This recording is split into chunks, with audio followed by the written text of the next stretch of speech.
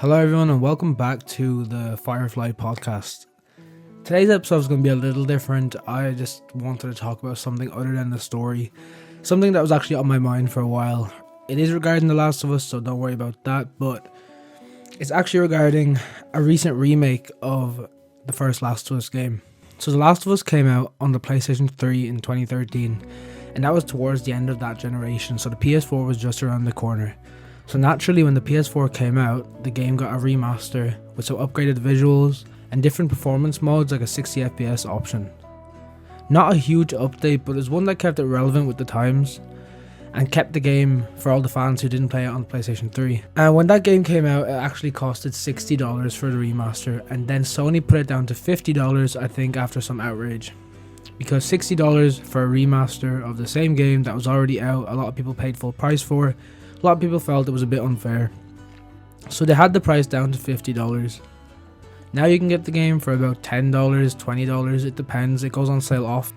And it's also bundled in with the PlayStation Plus offer on the PlayStation 5, so you can get the remaster basically for free nowadays. Sadly, there wasn't an upgrade path from PS3 to PS4, like a lot of PS4 games now have a free upgrade to PS5. You'll get the 4K with the 60 FPS, like Ghost of Tsushima on PS4. Some games, they gave a free option with a 4K and 60 FPS free upgrade. Others made you pay $10, €10, or pay for a director's cut version. Now, a lot of controversy was with The Last of Us Part 1 remake regarding the price.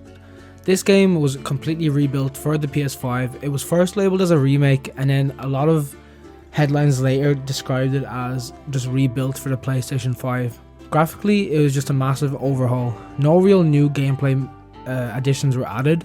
So the reason a lot of people were mad was this game is not even 10 years old yet, and it's going to be the second time it's remastered. And the price is €80.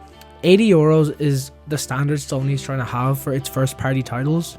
But charging €80 for a game that already got remastered before, not even 10 years old. You know, like myself, I've paid for the game twice at this point, once on the PlayStation 3, once on the PlayStation 4, and now they want €80 for me to play it one more time, with no real gameplay improvements other than the graphics do look amazing.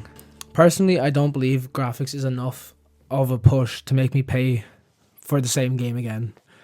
God of War Ragnarok is just around the corner, and that also costs €80. It seems like there's a bit of a disconnect, and I don't know whether Naughty Dog had any real choice in the matter with the pricing, or is that Sony's decision just to keep every first party title the same price at launch because of the apparent increase in costs for PS5 games. I know myself, I'd love to play this remake, but €80 is a lot of money to part with for a game I've played countless times already. I know for a fact though, once it does go down in price, maybe to around €40 or under, I would like to purchase it. It does look amazing, and I've seen trailers and stuff. I probably would purchase this remake when the price goes down to a more reasonable level. Right now I think it's just a bit ridiculous to pay for the same game 3 times. Although I can really see what Sony's trying to do here because of the new HBO special that's going to be coming out in a few months. They want to keep a sort of continuous standard for Last of Us. You have Last of Us Part 1 now, the remake, that looks a lot like The Last of Us Part 2 graphically. Now the show is going to come out, which is going to garner a lot of new fans who want to play this series. So they'll start from Part 1 and go into Part 2 without even playing the original games. So from that point of view, it makes a lot of sense. Sony's trying to make this franchise way bigger than it originally ever was supposed to be. The original Last of Us game was originally built by a smaller team, while the rest worked on Uncharted 3.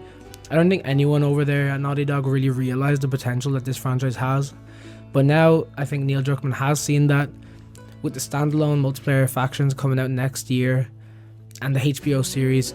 The Last of Us is going to be something much bigger than anyone ever thought it would be. I want to thank you for listening and tune in to the next episode. Don't forget to like and subscribe. Give me some feedback down in the comments on what I can improve. For instance, is the microphone okay? Blah blah blah, etc, etc. Anyways, thanks for listening. I'll see you next time. Bye.